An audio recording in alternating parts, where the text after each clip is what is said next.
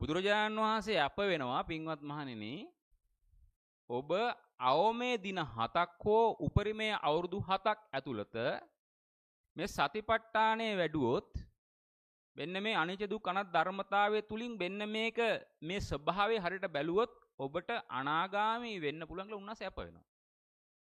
අවම දින 7ක් උපරිම අවම දින 7ක් උපරිම අවුරුදු 7ක් ඇතුළත. එතකොට දවසකට අපි තුමු විනාඩි 1440ක් වගේ මට මතක කරට මට මතක නැහැ. අපි තුමු 1440යි කියලා. දවසට විනාඩි 1440ක් තියෙනවා. ඒ වගේව 7ක් තමයි සතියක් කියන්නේ. ඒක 300 වැඩි කිරීම 7 තමයි අවුරුදු 7ක් කියන්නේ. අපි දින 7ක් ගමුකෝ. 1440යි මට මතක විදියට අපි තුමු 40යි කියලා 1440 වැඩි කිරීම 7 දින ගාණක් තියෙනව නේද? ඒක හේවත් මේ විනාඩි ගාණක් තියෙනවනේ. 1440 වැඩි කිරීම 7 සමානයි විනාඩි ගාණක් තියෙනවනේ. එතකොට අපි දවසකට අපි හිතමුකෝ අපට සිහියෙන් මේ ධර්මතාවය දැක්කේ විනාඩියයි කියලා. අපි දවසටම දැක්කේ විනාඩියයි. එතකොට අවුරුද්දට දැකලා තියෙන විනාඩි කීයද? 365යි. අවුරුදු 7ක් දින 7ක් නෙමෙයි දවසක් සම්පූර්ණ කරගන්න අවුරුදු කීයක් යයිද? මම කියන අංකය තේරුණාද?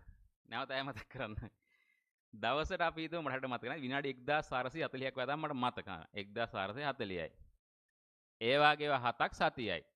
සතියක් අවම සතියක් උපරිමයේ අවුරුදු 7ක් තුල මේ සතිපට්ඨානය තුලේ ජීවත් වුණොත් මේ ධර්මතාවයේ අනිත්‍ය දුක නැත්නම් දැකීමින් හිටියොත් කලලමිත් ආශ්‍රයත් එක්ක බුදුහාරු අප වෙනවා අනාගාමි වෙනවා කියලා. එතකොට අපිට මේ සිහිය මේ අනිත්‍යතාවයේ දකින්නේ දවසට අපි තුමු විනාඩියයි කියලා. හැබැයි දවසට තියෙනවා විනාඩි 1440ක්. 1439ක් නේද අසිහියෙන්. එතකොට දවසට විනාඩියයි. එතකොට අවුරුද්දට දවස් 365යි නා විනාඩි 365යි. එතකොට දවසක් සම්පූර්ණ කරන අවුරුදු කීයක් යයිද? ඒ වගේව 7ක් තමයි අවම. එහෙනම් ඒ වගේව 7ක් නෙමෙයි එකක් සම්පූර්ණත් එච්චර දවසක් යනවා නම් 7ක් සම්පූර්ණ අවුරුදු කීයක් යයිද? ජීවිත කාලය ඇති වෙයිද? එහෙනම් තේරෙනවද කරන්න දෙයක් තියනවා කියලා? ඒකයි අපි මේ නිතර කියන්නේ.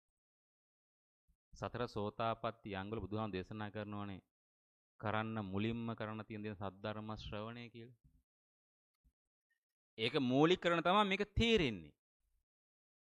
එතකොට සද්ධර්ම ශ්‍රවණය කරනලාට ඔබේ මානසිකාරයක ඉන්නවා. ඒත් එහෙම යනවා. නමුත් බහුතරක් ඉන්නවා. නමුත් ඒ වගේ දෙයකින් ඇරෙන්න ඔබ සද්ධර්ම ශ්‍රවණය කරන ලාවක් ඇරෙන්න ඔබට තනියෙන් මානසිකාරය සද්ධර්ම ශ්‍රවණය කරන ලාවක් හෝ ධම්ම සාකච්ඡා කරන ලාවක් ඇරෙන්න ඔබේ ජීවිතේ වැඩිපුරම තියෙන ඊට එහා වෙලාවල්නේ බලන්න කොච්චර මානසිකාරය වෙනවද කියලා.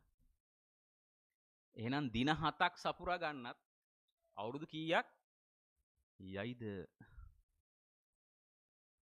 ඒ කියන්නේ මේ ඒකයි බුදුහාමුදුරුවෝ හොඳම උදාහරණයක් කියන්නේ හිස ගිනි ගත්තෙක් එගින්නේව නැහැ. මේ කරගන්න කිව්වේ ඒකයි. නමුත් දැන් එහෙම කියලා මේ නැති කලබලයක් හදන කුලප්පුවක් හදාන් ගියොත් එimhe කොහොමත්ම කරගන්න බෑ. නමුත් මේ පුරුද්ද හදා ගන්න ඕන.